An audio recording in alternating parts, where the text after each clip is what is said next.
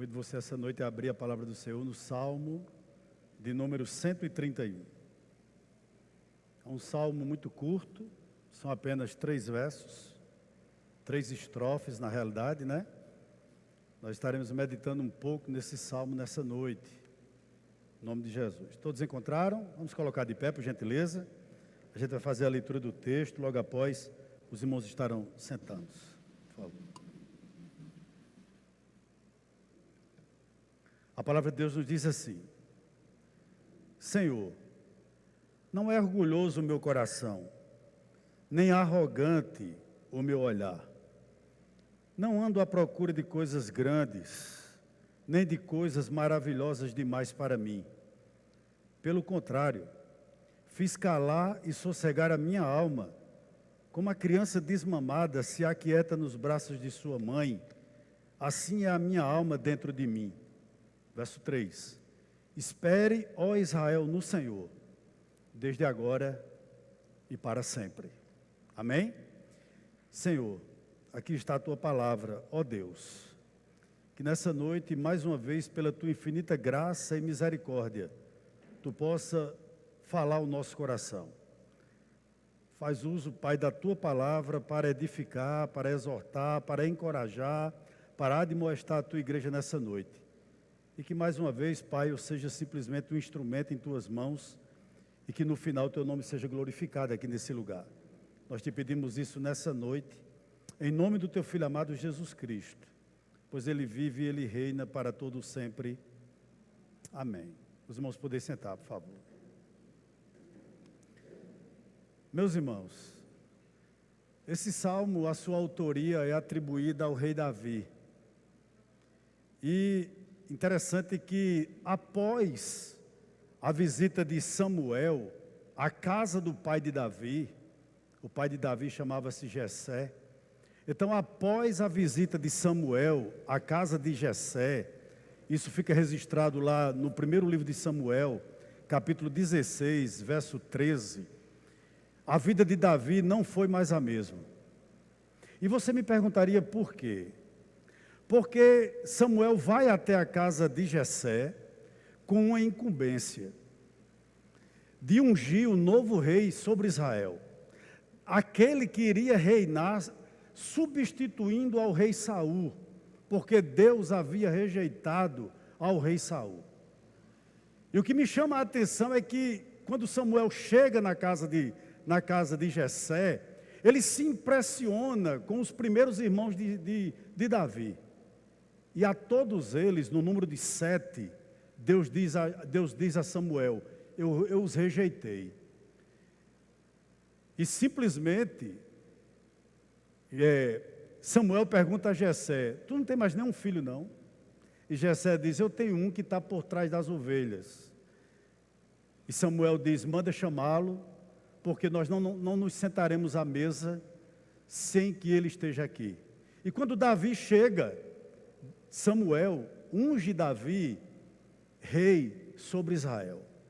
Depois desse episódio, a vida de Davi mudou completamente. Mas uma coisa me chama a atenção nesse salmo, escrito pelo rei Davi. O quê? Em primeiro lugar, todo salmo tem uma razão pela qual ele foi escrito.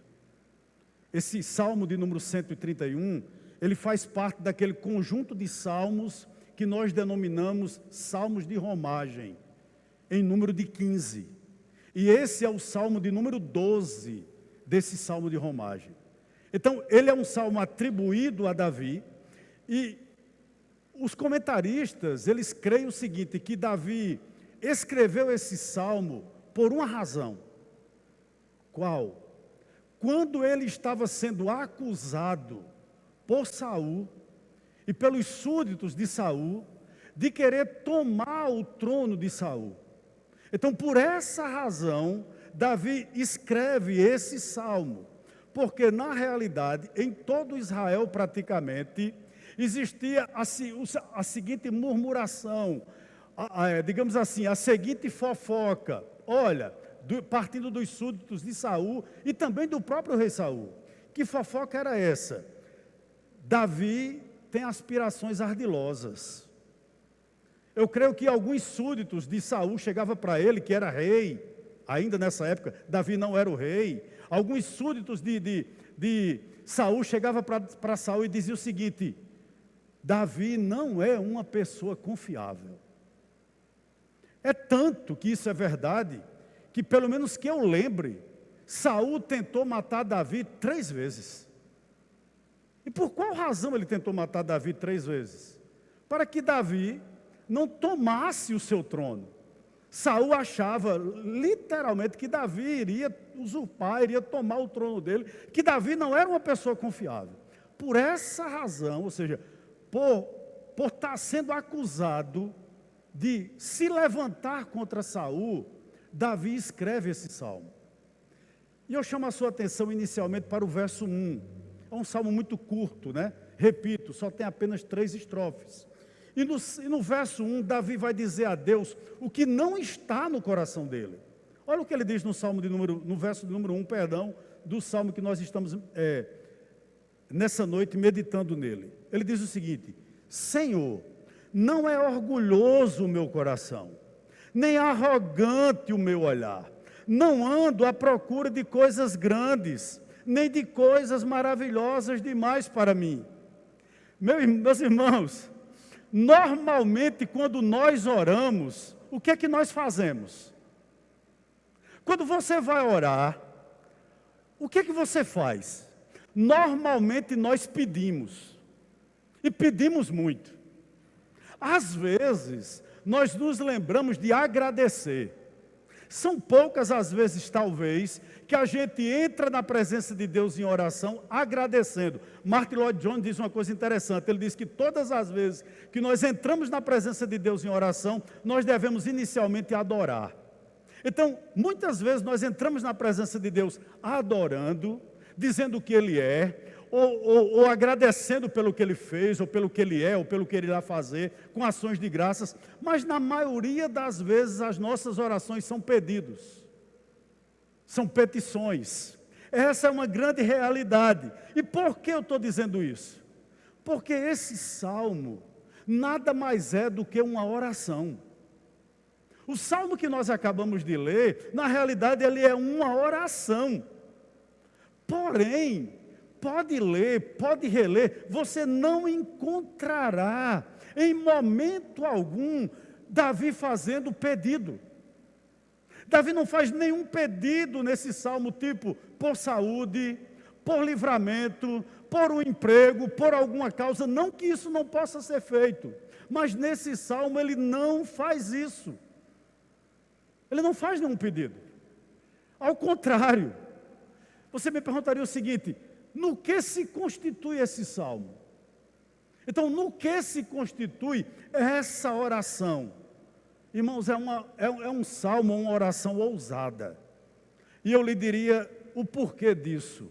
Porque, na realidade, esse salmo aqui nada mais é do que uma prestação de contas.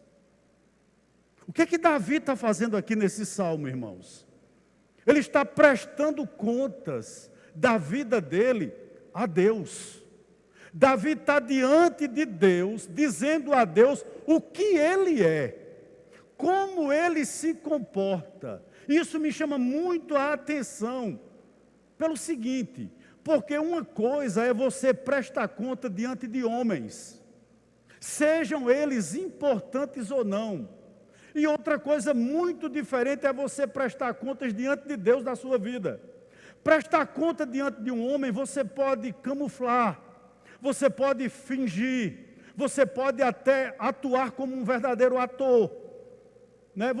Em outras palavras, você pode esconder, você pode demonstrar uma coisa que você não é. Mas outra coisa muito diferente é você prestar contas da sua vida, do seu coração, das intenções do seu coração diante de Deus. E é isso que Davi faz aqui.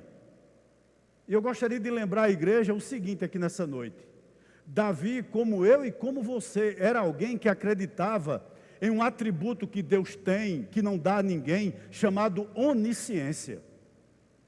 Por que eu digo isso? Porque foi o próprio Davi que escreveu o Salmo de número 139. E lá ele diz o seguinte: a palavra ainda não me chegou nem à boca. E tu já sabes, Senhor, qual é. Em outras palavras, Davi está dizendo no Salmo 139, Deus, tu és onisciente. Davi tinha plena convicção disso.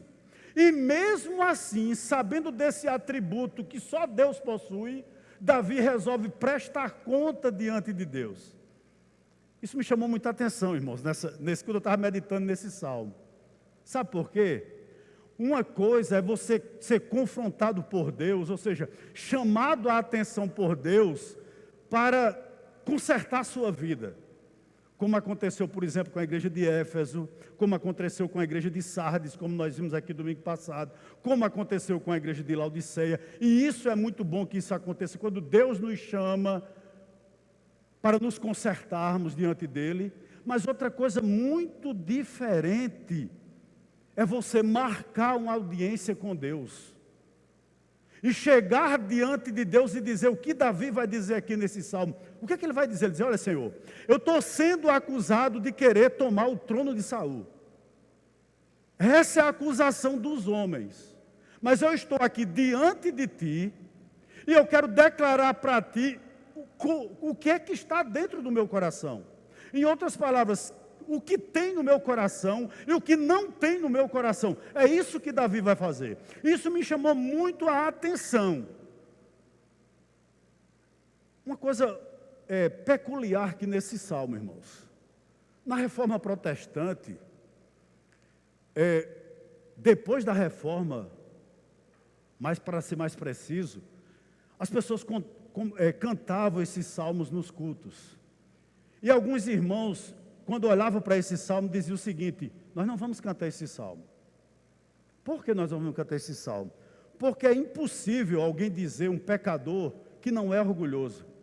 É impossível um pecador como eu e como você dizer que não é arrogante. Interessante, irmãos, que as pessoas da época chegaram à seguinte conclusão: que esse salmo, como a maioria dos salmos, ele serve para mim e para você como escritos didáticos. Não é que você vai alcançar a perfeição, mas esse salmo nos mostra o que Deus quer de nós. O que Deus requer de uma pessoa que viu a cruz ensanguentada. O que Deus, irmãos, gostaria que estivesse ou não no nosso coração. E interessante, quando os irmãos lá da Reforma entenderam isso, passaram a cantar. Por quê? Porque eles viram que, na realidade, isso era um estímulo para a vida cristã deles, um salmo dessa natureza, né, que é desafiador. Então vamos a ele nessa noite, por gentileza. Ele começa dizendo o seguinte: Senhor, não é orgulhoso o meu coração.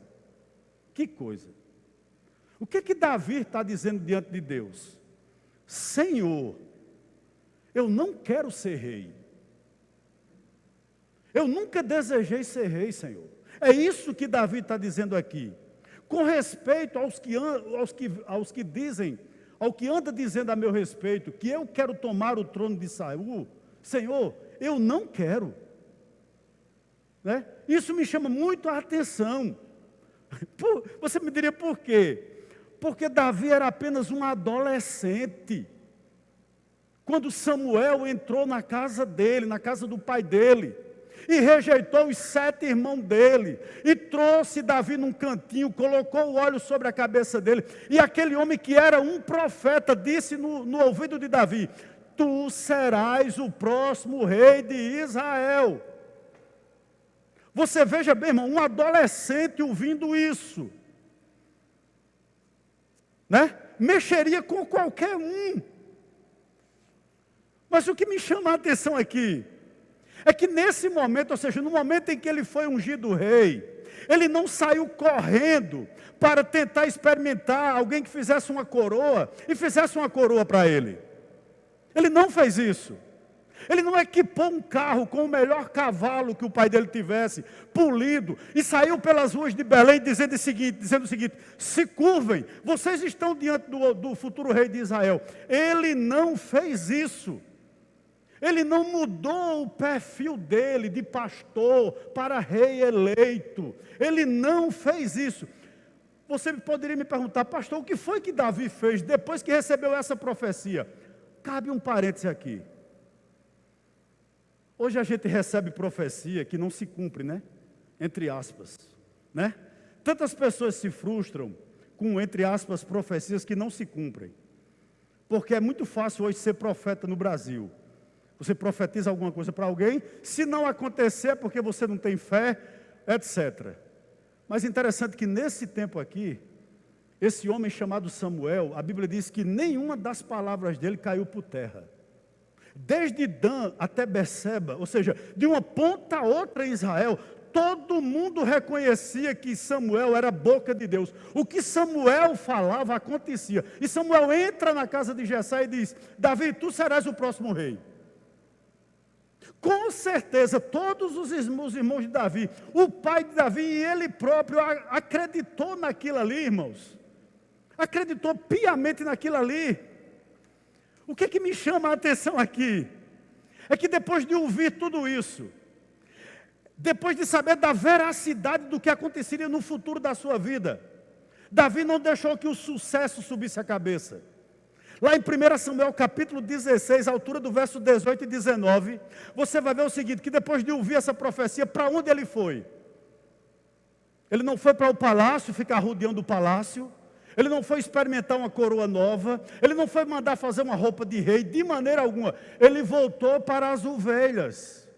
Ele voltou para o seu trabalho. Ele voltou para fazer o que ele sempre fazia. O que é que eu aprendo aqui, meus irmãos? Quem não tem o coração cheio de orgulho, sempre é uma pessoa fiel, até mesmo nas pequenas coisas. Assim era Davi. A pergunta que eu lhe faço nessa noite é a seguinte. A primeira pergunta que eu gostaria de lhe fazer. Qual atitude, pense sobre você, qual atitude eu teria, pastor? Se alguém chegasse para mim e dissesse: você vai ser um pastor, vai deixar de ser um pastor desconhecido, lá do Presidente Médici, lá da Catingueira, e a partir de hoje você vai ser presidente do Brasil. Qual era a atitude que eu teria? Qual era a atitude que você teria? Que você vai deixar de ser uma pessoa anônima. E Deus vai lhe elevar a um patamar que você jamais imaginaria. Qual seria a sua atitude? Você talvez dissesse: pastor, se eu fosse Davi, eu escolheria ser rei, ao invés de ser pastor. Mas eu gostaria de lembrar a todos nós que estamos aqui nessa noite. Nós temos o mesmo Deus que Davi. Então, na hora necessária, você terá o suficiente. Para quê, pastor? Para saber qual é a atitude correta. Aonde Deus quer você. Aonde Deus te colocou. Isso aqui me chama muito a atenção na vida desse homem.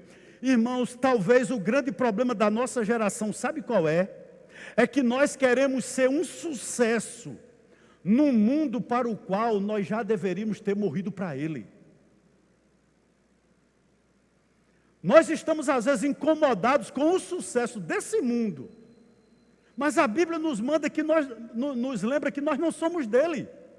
Nós já morremos para as aspirações desse mundo, para as motivações desse mundo, para o que esse mundo tem a nos oferecer. Parece que Davi já entendia isso.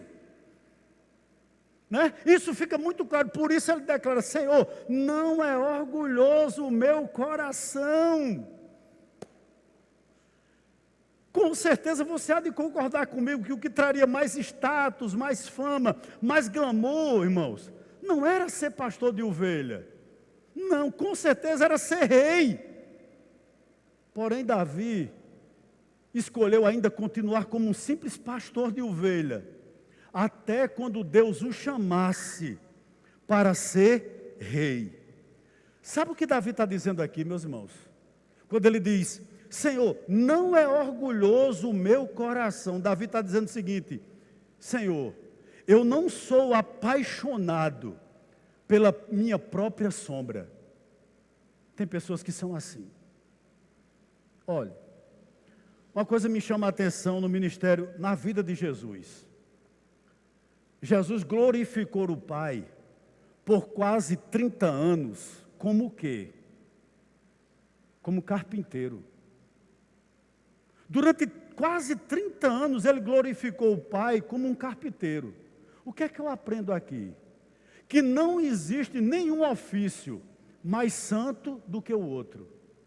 Não importa se você é rei ou se você é um simples pastor de ovelha. Não importa se você tem um diploma de PhD em um curso, um mestrado, não há nada de errado nisso, ou se você é um simples operário. Basta que no seu ofício, naquilo que Deus designou você para fazer, o nome do Senhor seja glorificado. Davi entendia isso. Ele disse: Senhor, eu não sou alguém orgulhoso. Eu não aspiro, Senhor, o trono de Saul. Eu não aspiro. Eu estou muito satisfeito com a vida que eu tenho. Sabe qual é o grande problema nosso? Eu não estou falando em acomodação. É que hoje em dia nós somos insatisfeitos com a família que nós temos, com a casa que nós temos, com os pais que nós temos, com os filhos que Deus nos deu. Muitas vezes eu vejo muitos crentes insatisfeitos. A irmã do Carmo, que nós pedimos a oração por ela aqui hoje à noite, numa certa conferência missionária que nós tivemos há muitos anos atrás, ela falou algo que eu guardei aqui no meu coração. Ela disse o seguinte, né, e a frase parece que não é dela. Ela disse o seguinte: se Deus quisesse você em outra família, o amor do seu pai teria colocado você lá. Mas pelo fato de Deus ter colocado você na família que você está, é lá que Deus vai ser glorificado através da sua vida. Não reclame por isso. Davi era uma pessoa plenamente satisfeita com o que ele era, um simples pastor de ovelhas. Ele gostava de cheirar ovelhas. E outra coisa, se Deus quisesse o elevar a rei, não teria problema nenhum. Mas enquanto isso não acontecesse, ele continuaria com o seu coração tranquilo, apacentando as ovelhas do pai dele. Mas ele continua ainda no verso 1, dizendo que não está no seu coração. Ele diz o seguinte: não é orgulhoso o meu coração, nem arrogante o meu olhar. Irmãos, que coisa. Davi está dizendo o seguinte: ei, eu não me considero melhor do que ninguém. Há pessoas que não precisam dizer nada para mim e para você. Muitas vezes elas reprovam a mim e a você com o olhar. Um simples olhar, e você conhece quando uma pessoa está lhe reprovando. Só basta olhar com um olhar de reprovação. Você já sabe que aquela pessoa está dizendo para você o seguinte: você é insignificante. Há pessoas que fazem isso com você. Dá de ombros, ou olha enviesado, ou não olha para você. Ou olha com arrogância, olha se sentindo melhor, maior do que você. Só o olhar daquela pessoa lhe diminui. Davi diz o seguinte: Senhor, eu não sou esse tipo de pessoa que olha os outros de cima para baixo. Eu não sou assim. E você poderia me perguntar: será que isso não é presunção da parte de Davi? Pastor, será que o senhor não está se exaltando a elevar essas qualificações que Deus deu a Davi? Eu diria a você que não. E eu lhe provo biblicamente por quê. Porque lá na frente, Davi ele vai enfrentar o gigante Golias. E uma coisa me chama a atenção naquela batalha que está no primeiro livro de Samuel, capítulo 17. Quando ele olha para o Golias, ele não diz o seguinte, aquele homem enorme, ele não diz o seguinte: eu sou especialista em derrubar gigantes. Com uma funda na mão, uma espécie de baleeira, eu sou o melhor que tem em Israel. Ele não olhou para todo o exército de Israel e disse o seguinte: vocês são um bando de frouxos, homem aqui só tem eu. Davi não fez isso. Quando ele olhou o tamanho daquele homem, quando ele olhou o desafio que aquele homem estava lançando por 40 dias a Israel, o que é que ele disse? Está lá registrado em 1 Samuel capítulo 17, verso de número 37, presta atenção. Ele diz o seguinte, olha: o Senhor me livrou das garras do leão e das garras de um urso. Ele me livrará das mãos deste filisteu. Com isso eu concluo, eu poderia dar outros exemplos aqui, por uma questão de tempo não vou fazê-lo. Mas com isso eu concluo o seguinte, que Davi não era uma pessoa arrogante. Por quê? Porque para ele, toda vitória na vida dele não vinha da força do seu braço, não vinha das suas habilidades, não vinha do seu intelecto, não de maneira alguma. A vitória, ou seja, o derrubar gigante na vida dele, vinha do Senhor, porque gigante na vida de Davi não era Golias, nem era ele próprio. Gigante na vida de Davi era o Senhor. É isso que ele está dizendo, ou seja, toda vitória dele, ele atribuía a Deus seja a honra, a Deus seja a glória e a Deus seja o louvor. Como eu posso ser soberbo? Ô meu irmão, todo dia Deus nos lembra que nós somos pó. Sabe qual é o grande problema? A gente se esquece. Esse vírus que está aí, né? Ainda está aí. É tanta variante que eu não sei não qual é a que está agora, atuando agora no país. Esse vírus demonstrou isso para nós. Alguma coisa imperceptível ao olho nu. Disse para mim, disse para você que nós somos pó. Como é que nós podemos ser soberbos? Se um vírus microscópico, pode ceifar a nossa vida. Que importância nós temos? Que força nós temos em nós mesmos? Como nós somos, irmãos, frágeis. Como nós somos debilitados, como nós somos fracos, mas como o coração da gente muitas vezes diz a nós mesmos, como você é grande. E Davi disse, eu não sou, Senhor, orgulhoso, meu coração não possui orgulho, né? Eu não deixo que isso invada meu coração, nem aos poucos, Senhor, eu sou uma pessoa arrogante. E aí, irmãos, no verso 1, ele diz ainda o que não está no coração dele. Ele já disse que não está no coração dele, ou pelo menos ele não permitia que invadisse o coração dele. O orgulho, nem a arrogância. E na parte C do verso 1 ele diz o seguinte, não ando à procura de coisas grandes, nem de coisas maravilhosas demais para mim.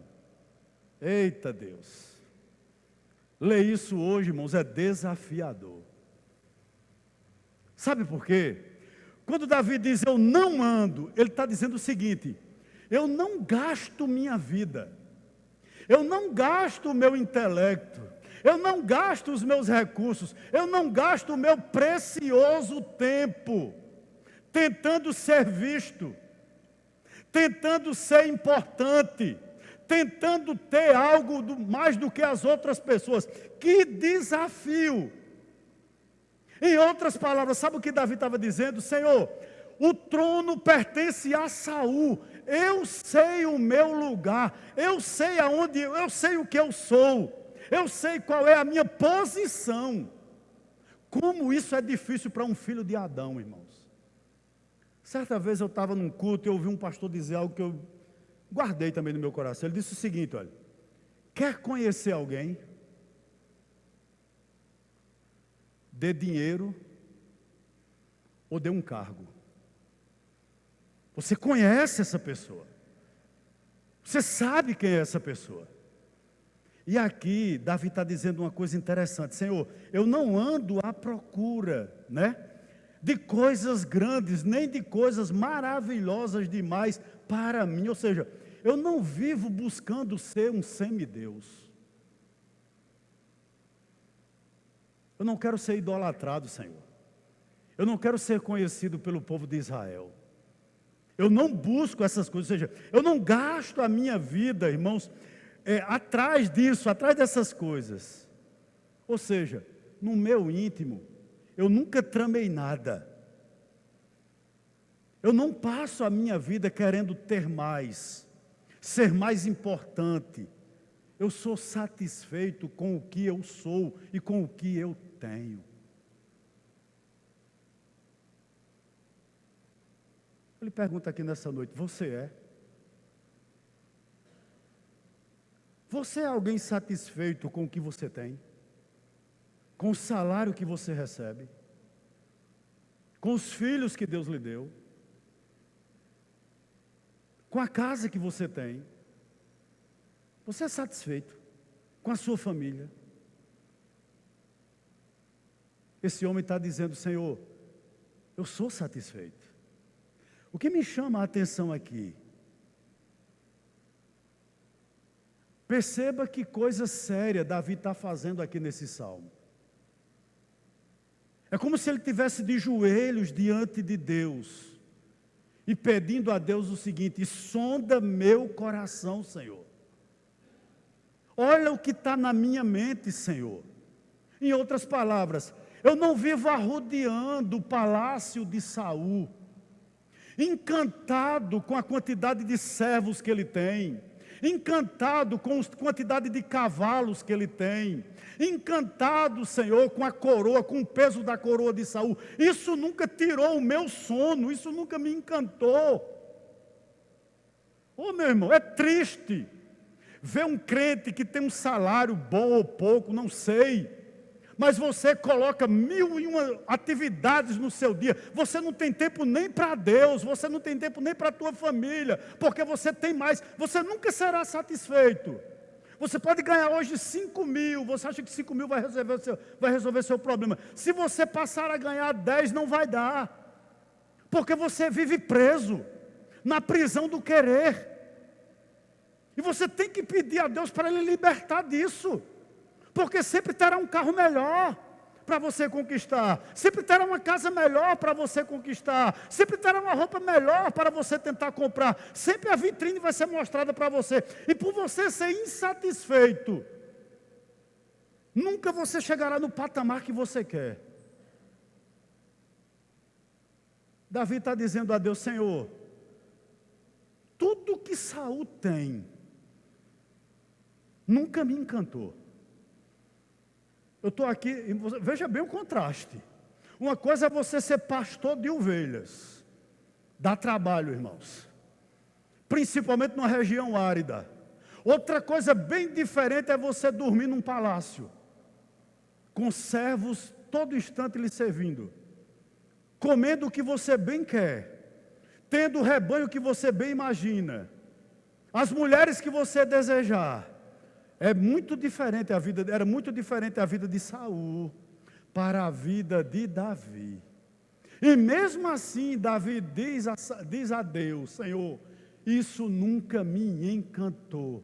Eu nunca perdi o sono por conta dessas coisas que Saul tinha, ou tem, melhor dizendo, e eu nunca tive. E você me perguntaria: por quê, pastor? Eu vou lhe responder. Porque esse mesmo homem, que a Bíblia diz que era um homem segundo o coração de Deus, foi ele que escreveu o Salmo de número 23. E no verso 1 eu gostaria de lhe lembrar, e todo mundo aqui sabe. Ele diz: o Senhor é o meu pastor, nada me faltará.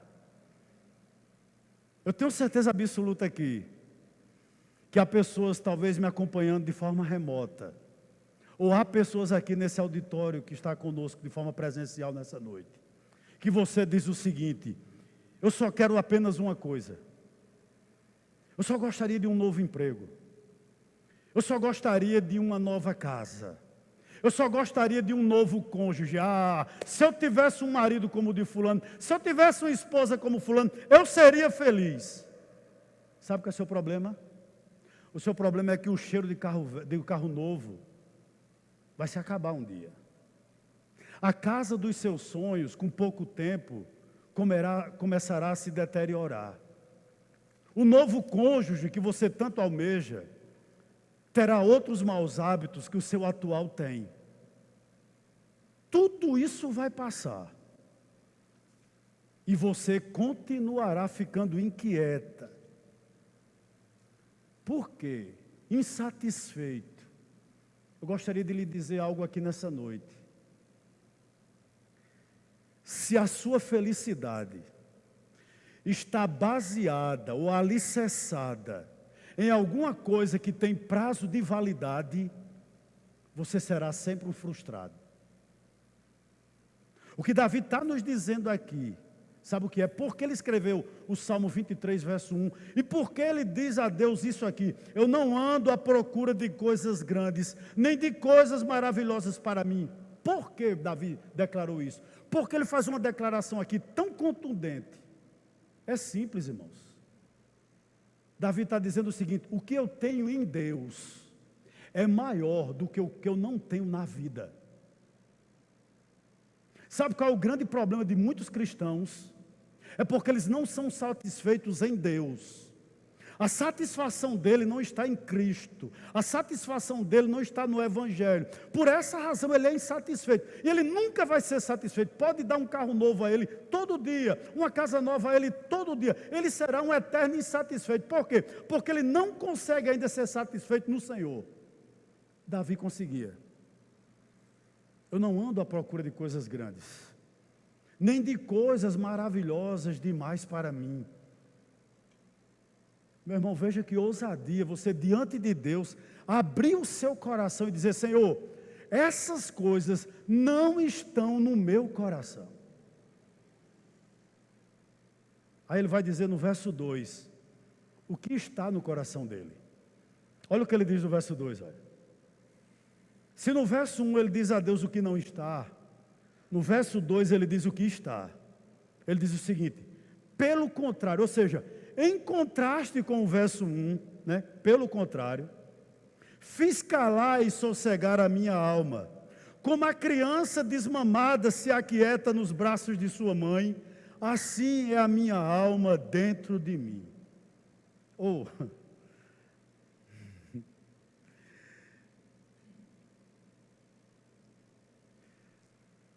Davi está dizendo: Senhor, eu não permito que o orgulho tome meu coração, eu não permito que a arrogância seja quem direcione a minha vida, e eu não permito também, Senhor, ser tomado pelas grandes coisas que o mundo possa me oferecer, né? A ganância é algo também que não está no meu coração. Pelo contrário, olha o que ele diz: eu fiz calar e sossegar a minha alma. Vem cá. Eu disse a você que no verso 17, Samuel chega para Davi, unge ele com um chifre, né, com azeite, coloca o azeite sobre a cabeça dele e diz àquele menino de 17 anos: o próximo rei de Israel é você. Ele recebe a profecia vaza. Creio que todo Israel ficou sabendo disso, mas ele foi fazer o seu ofício, continuou sendo pastor de ovelhas. Mas interessante, né? Saul começa a persegui-lo. E lá no capítulo, se eu não me engano, no capítulo 26 ou 24 de 1 Samuel, para se livrar de Saul, Davi se esconde na caverna de Adulão. Ele, com um exército de endividados, de pessoas depressivas, 400 homens estavam junto com ele. E quando ele está escondido ali, ele se encontra com Saul. E Saul está de costas para Davi. Veja bem, Davi com a espada, Saul de costas para ele. O exército de Saul, os homens que estão com Davi, diz: é tua chance. Deus colocou ele na tua mão, mata essa, me perdoe, eu ia dizer, não vou dizer, mata essa derrota, e tu assume esse trono de vez, mata ele, Davi. O que é que tu está esperando? Ele está de costas para tu, é Deus purinho na tua vida, mata. Davi só corta a orla do vestido, e diz o seguinte: eu não vou tocar no ungido do Senhor.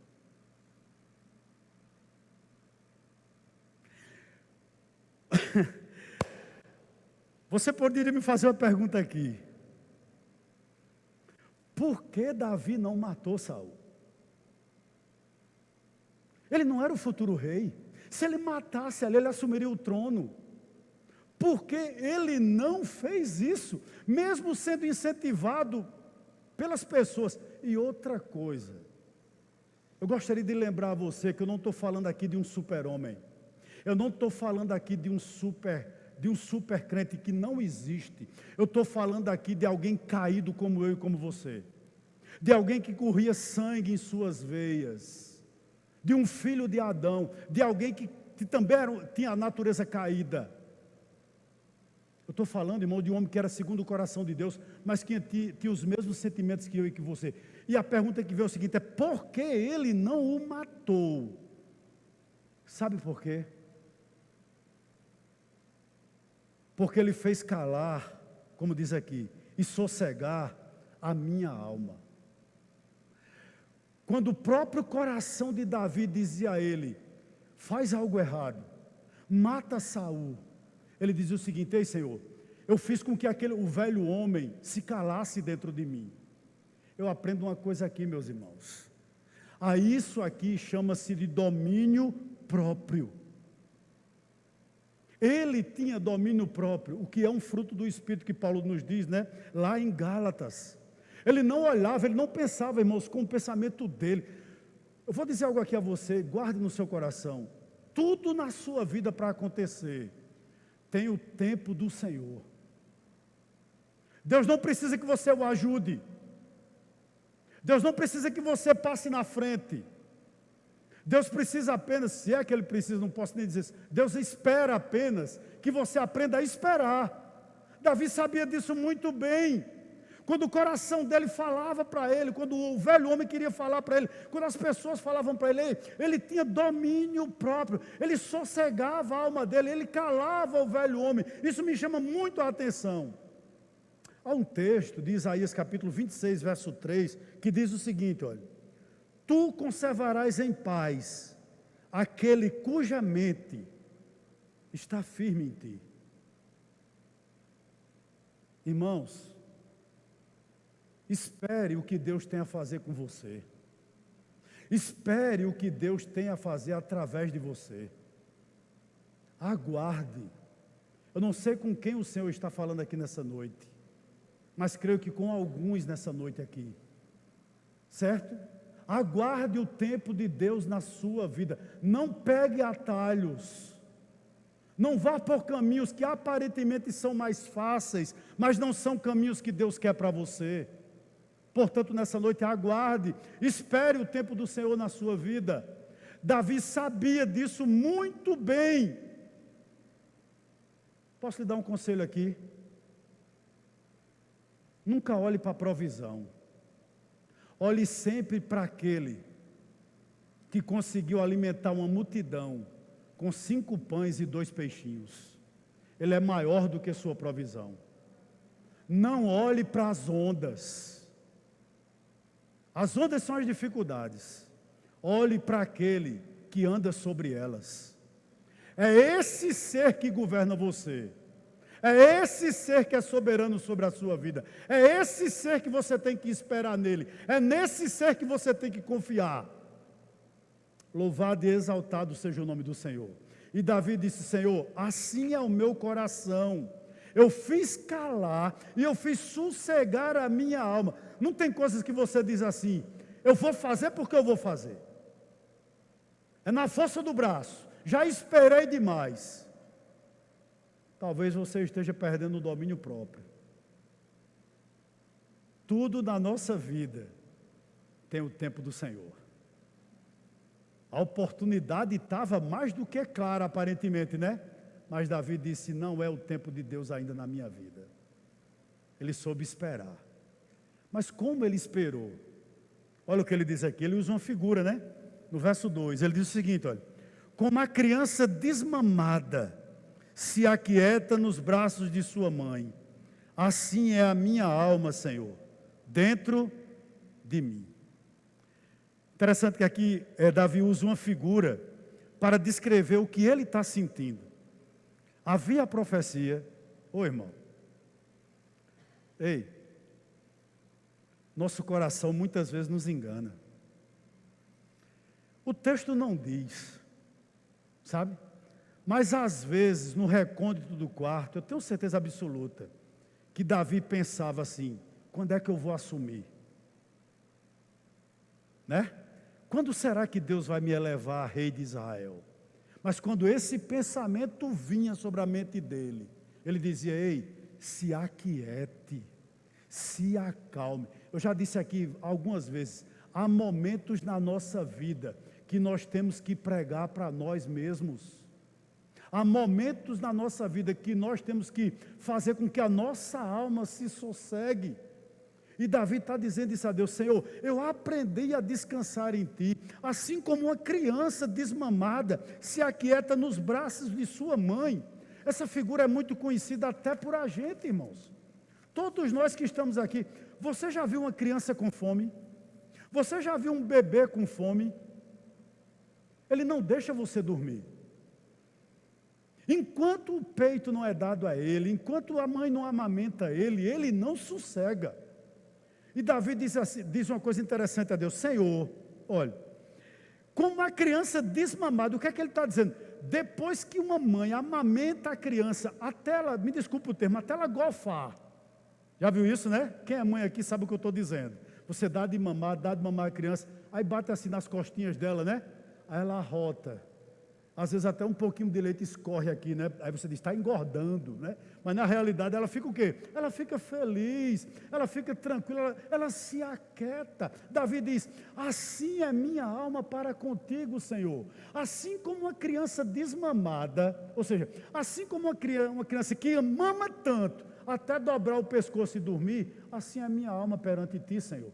Eu descanso no Senhor. Você tem descansado? Interessante que essa figura aqui, de uma criança desmamada, ela expressa, creio eu, né, pelo menos 3 pensamentos, com relação ao que nós estamos vendo aqui. Primeiro, Davi está dizendo a Deus o seguinte: Senhor, eu dependo de Ti. Eu não dependo de mim, eu não dependo de minhas habilidades, eu não dependo de Saul. Eu dependo, Senhor, de Ti. Nenhum bebê sai 7 horas da manhã para trabalhar e volta às 6 da tarde, não é? Ele depende exclusivamente ou completamente da sua mãe, para que o alimente. Assim Davi se sentia diante de Deus, disse: Senhor, a minha dependência é de Ti, Senhor. Minha vida é totalmente dependente de Ti. Assim como uma criança desmamada, que precisa da mãe, Senhor, para que seja alimentado, assim sou eu para contigo. Por isso, Senhor, eu estou tranquilo. Mas outra coisa interessante aqui, depois que uma criança mama, ela fica como? Ela fica satisfeita. Você é satisfeito com o que Deus tem lhe dado?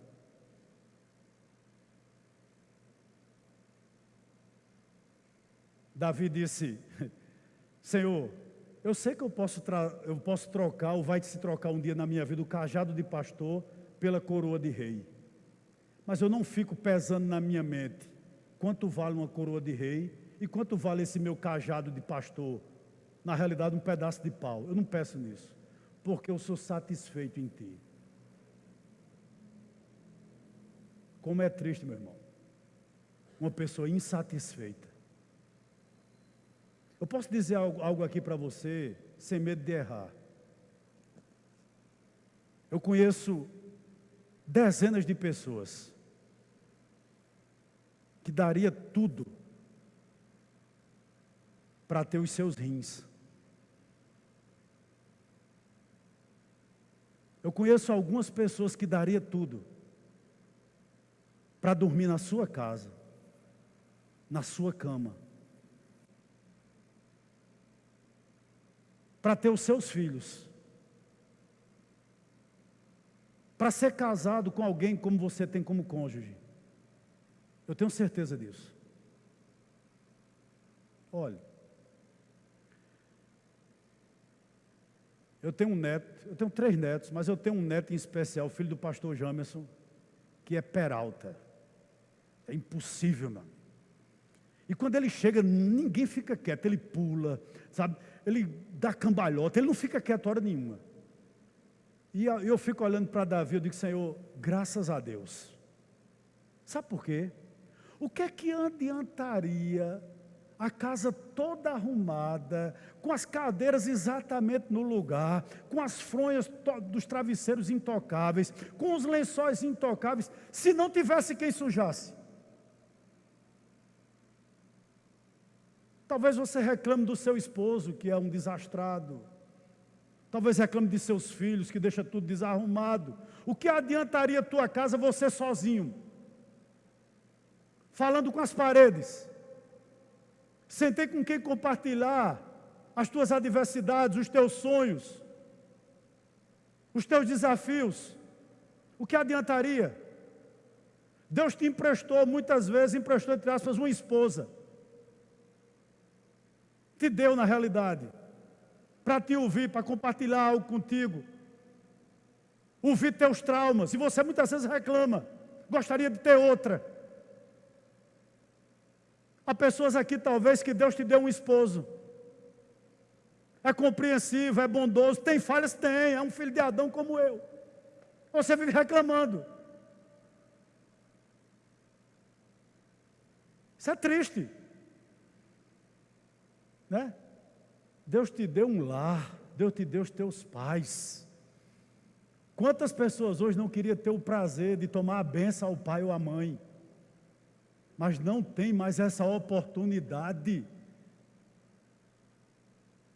Desfrute. É isso que Davi está nos dizendo aqui. Senhor, eu sou satisfeito, eu tenho dependência de Ti, mas eu tenho segurança. Um bebê nos braços da mãe, ele se sente no lugar mais seguro do mundo. E Davi diz, Senhor, sabe por que eu não sou orgulhoso, eu não sou arrogante, e eu não vivo à procura de grandes coisas, Senhor? Porque eu sou plenamente satisfeito em Ti. Em Ti, Senhor, eu tenho dependência, em Ti eu tenho satisfação, e em Ti eu tenho segurança. E isso me basta.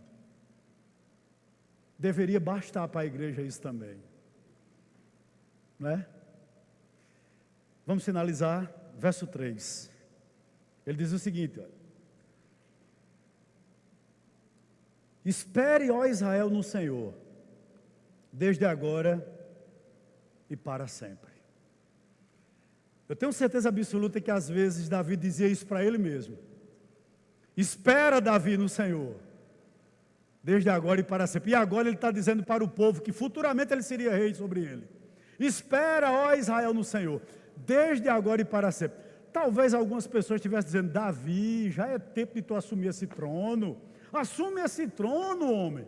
E ele escreve dizendo, espera, ó Israel, no Senhor, desde agora e para sempre. Queridos, é péssimo. Eu diria que é desastroso você ter esperança em algo ou em alguém que não é confiável.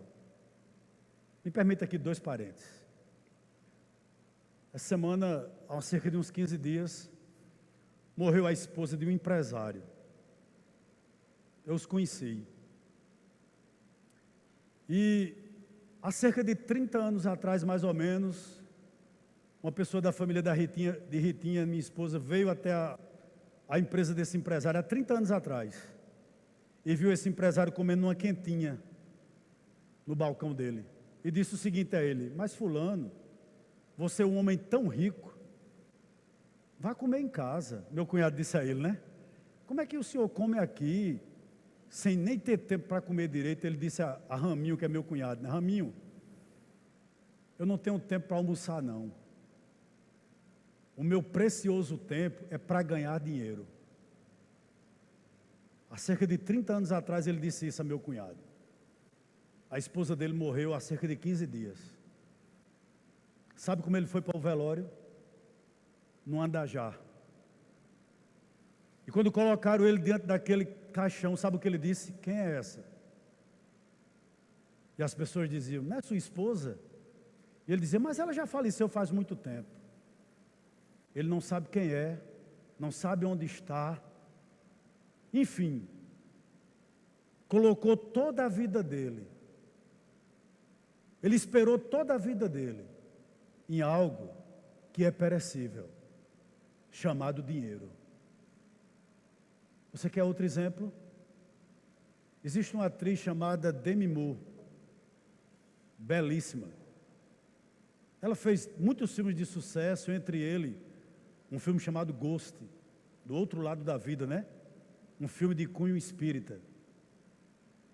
Essa mulher ela já fez tantos procedimentos cirúrgicos que ela não se parece mais com quem ela era. Sabe por quê? Porque ela não admite o fato de envelhecer e ficar feia. Toda a vida dessa mulher, ela colocou todo o sentido da vida dela na sua beleza, em algo que o tempo destrói. Interessante que Davi dá um conselho para Israel, dá para ele mesmo e dá para mim e para você aqui nessa noite. Espera, ó Israel, né, no Senhor, desde agora e para sempre. Há um pregador que dizia o seguinte: só há duas classes de pessoas no mundo que são felizes: os loucos e os cristãos. Os loucos porque não sabem nem que estão no mundo, e os cristãos porque têm esperança. Você tem? Irmão, 1 Coríntios capítulo 15, verso 19, Paulo diz o seguinte: se esperarmos em Cristo, somente nessa vida, nós somos o quê? Os mais miseráveis de todos os homens. O que eu quero dizer aqui a você? Nós temos esperança. Se você for ler as histórias dos campos de concentração nazista, você vai perceber o seguinte, que algumas pessoas morriam naqueles campos de concentração, sabe por quê? Porque perdiam a esperança. Então eles morriam nas próprias macas. Eles não saíam de lá para comer, eles não saíam de lá para fazer as suas necessidades fisiológicas. Por quê? Porque eles tinham perdido a esperança. Mas eu e você não. Quando Davi diz, espera, ó Israel, no Senhor, ele está dizendo o seguinte: ei, ponha a sua esperança, ponha a sua confiança em quem? No Senhor, desde agora e para sempre.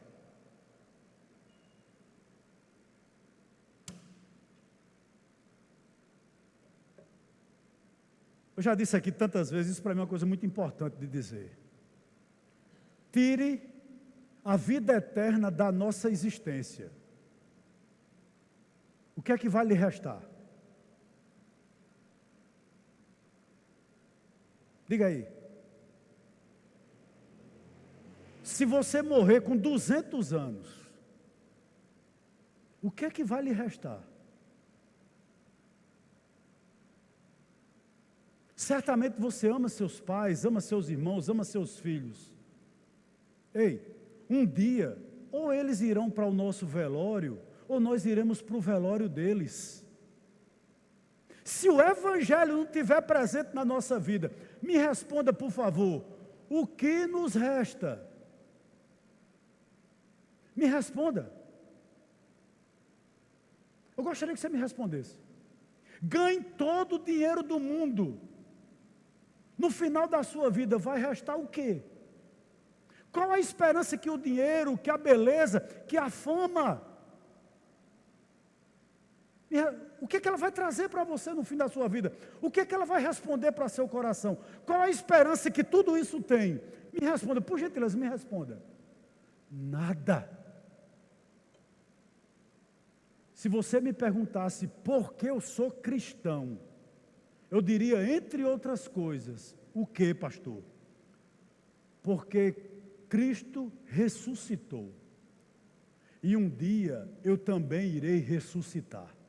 Essa é a minha esperança. Ele venceu a morte. E por essa razão eu posso crer em um amanhã. E através da morte dele, os meus pecados foram perdoados. Por isso que eu prego, por isso que a pregação não é em vão, por isso que a minha fé não é em vão. Eu creio nisso. Eu gostaria também, e eu creio que você deve acreditar nisso.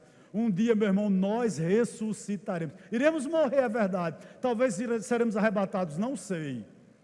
Mas um dia nós ressuscitaremos. E moraremos eternamente com Ele. Ou seja, nós temos vida eterna garantida. Essa é a nossa esperança. É isso que nos resta. Cristo ressuscitou. Você crê? Também nós ressuscitaremos. Essa é a esperança do cristão. Essa deve ser a esperança do presidente Médici. Espere, ó presidente Médici, no Senhor. Desde agora e para sempre. Amém. Amém. Que o nome do Senhor, irmão, nessa noite seja exaltado. E que eu passe, e eu e você passemos a olhar para a vida com outros olhos. Posso dizer a você aqui algo aqui? Já disse em outras vezes. Não adianta termos filhos lindos, maravilhosos, formados, belos, com saúde e não serem salvos.